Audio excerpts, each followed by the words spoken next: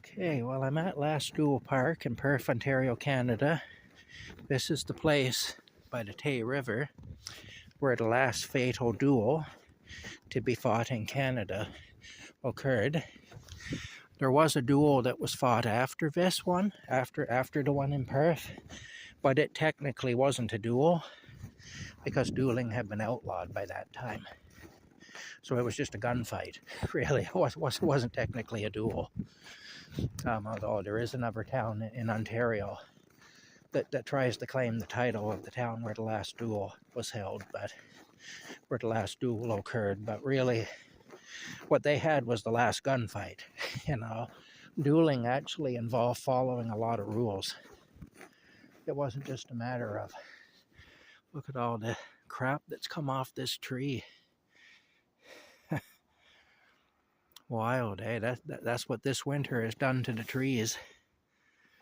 But there were a lot of rules had to be followed.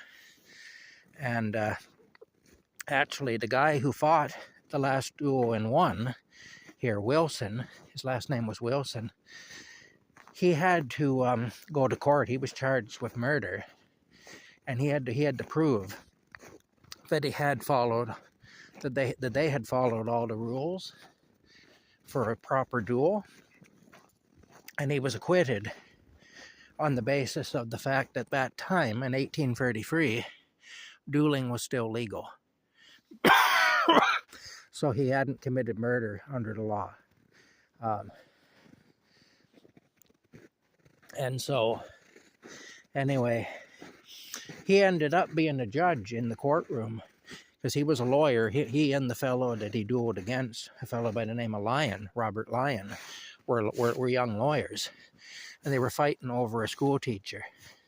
That's what the dispute was about. And Henry Lelevier, who was Robert Lyon's second in the duel, he was stirring things up and agitating. And he was largely responsible for that duel happening, because he was stirring the pot because he was also interested in this young woman, the school teacher. So he was hoping to eliminate at least one of his competitors. That's what it was. Nasty, anyway, really nasty.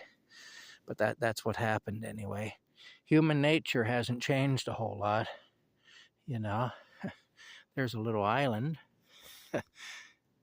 Just a little island there. It's kind of neat. But anyway, the tree on it. Anyway, there's the old Jurgen soap factory again. But yeah, anyway,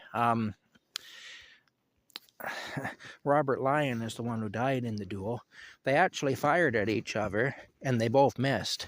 Dueling pistols were notoriously inaccurate, But they both missed the first time, and then it was the job of the seconds to negotiate for a truce, basically, so they didn't have to try to kill each other again. But Henry Lelevier, I believe Wilson's second was willing to negotiate, but Henry Lelevier wasn't, and he was Lyon's second.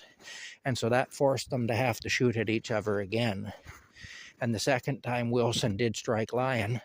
Lyon missed Wilson. Wilson hit Lyon. And they put Lyon's body, Robert Lyon's body, on a shutter they tore off a nearby house. And they carried him back to his house, where he stayed with his uncle, who was a lawyer in town and who he was working for. A fellow by the name of Radenhurst. His last name was Radenhurst. Anyway, they used a shutter off a house as a stretcher, basically, to carry him home after he was shot. And he died on the living room floor in his uncle's house, on the parlor floor, I guess they'd say in those days. But yeah, that's what happened there anyway. But Wilson, he ended up on trial in Brockville, in the city of Brockville, in court there. And he was acquitted because he could prove that it was in fact a legal duel. And then years later, he became the judge in that very courtroom. So, yeah, quite a thing anyway. But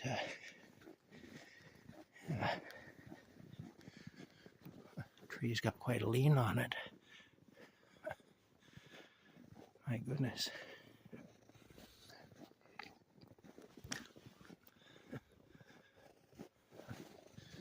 All right, I want to get a picture of the cabin. Here,